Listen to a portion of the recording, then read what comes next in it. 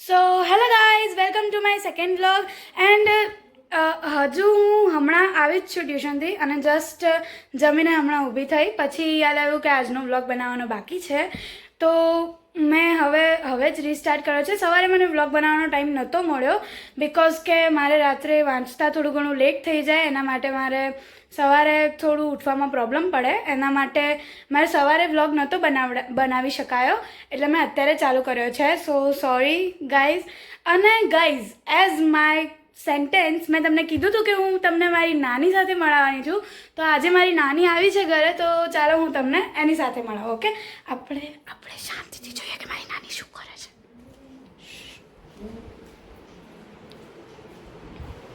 By. શું કરે?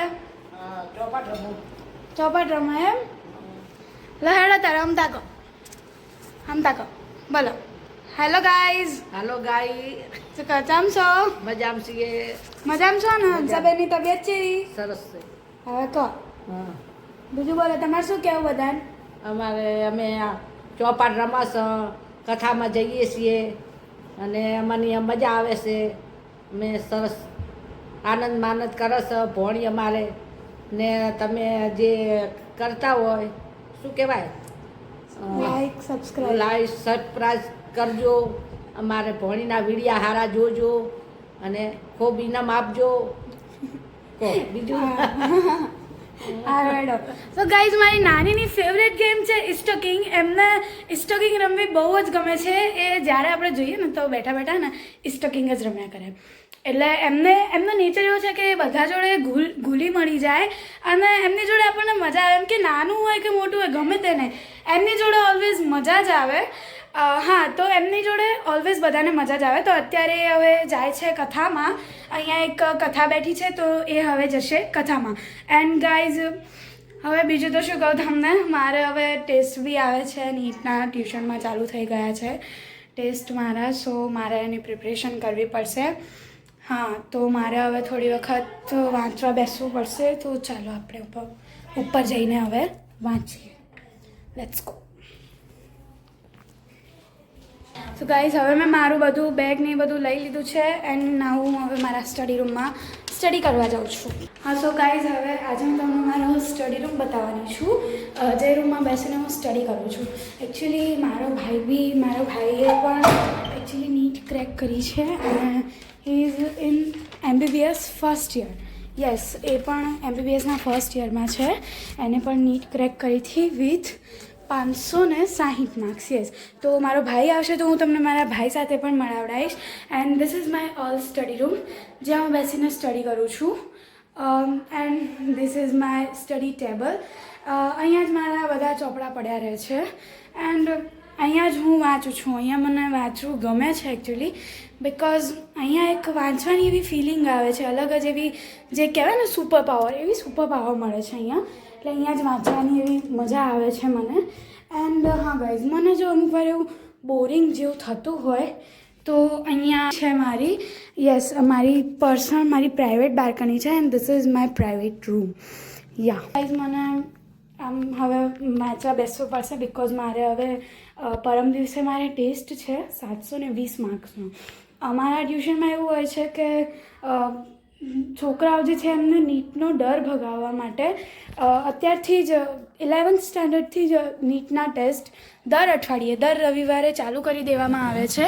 તો મારે અત્યારે એના માટે પ્રિપરેશન કરવી પડશે. So hello guys, welcome back. જો હવે વાગ્યા છે 5:30 અને નાવ મારું બાયોલોજીનું સ્ટડી ખતમ થયું છે એન્ડ હવે હું નીચે જઈશ અને જોઈશ કે મમ્મી શું કરે છે. એને કોઈ હેલ્પની જરૂર છે તો હું એની હેલ્પ કરીશ.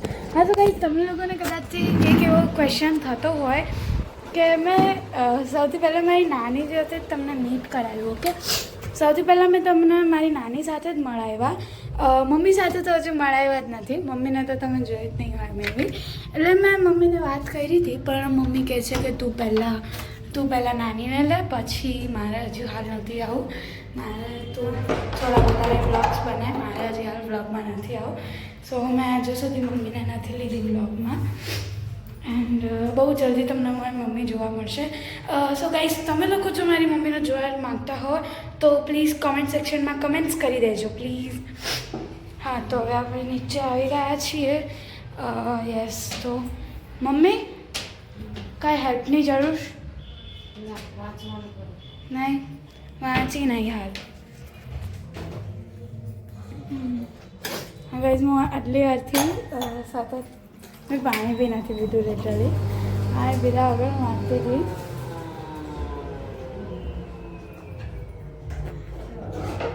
હા, એન્ડ હમણાં જ હું વાંચીને આવી.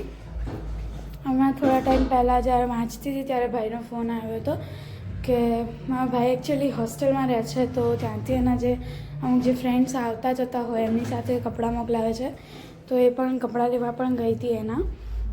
સો હા, તો હવે જોઈએ છીએ ક્યાંય આજે મે બી બહાર જવાનું થશે. એન્ડ હા ગઈશ, કાલે અમારા ઘરે કંઈક છે જે કાલના બ્લોગમાં તમને ખબર પડશે. કાલે અમારા ઘરે એક મસ્ત ઇવેન્ટ છે, રાતનો ઇવેન્ટ છે, જે કાલના વ્લોગમાં હું તમને કહેવાની છું. હાલ એ વસ્તુ સિક્રેટ છે બિકોઝ મે બી ઘણા બધાને આની ખબર નહીં હોય. જેને ખબર છે એને તો ઓકે છે, ડન છે, બહુ સારું કહેવાય. બટ કાલની ઇવેન્ટ જે છે એમાં મજા તો આવવાની છે, મજા તો ખૂબ આવશે. યસ, તો હા, તો હવે હું હવે જોઉં છું હજુ. હવે મારે કદાચથી મોટી મમ્મીના ઘરે જવાનું થશે બિકોઝ ત્યાં પણ એક પર્સન છે જેના સાથે હું તમને મળાવીશ. એ બી બહુ ફની છે, એ પણ બહુ ફની કેરેક્ટર છે. એની જોડે આમ મજા આવે એમ. એ અત્યારે વેકેશન કરવા આવ્યો છે. સો યસ, હું તમને ત્યાં જઈને એને પણ મળાવડાવીશ. ઓકે, સો ત્યાં સુધી હું જોઉં છું કોઈ આગુ પાછું કરવા જેવું હોય ઘરમાં તો થોડું ઘણી મમ્મીને હેલ્પ કરાવી દઉં છું. પાછી વ્લોગમાં રીસ્ટાર્ટ આવીશ. ઓકે, ત્યાં સુધી બાય.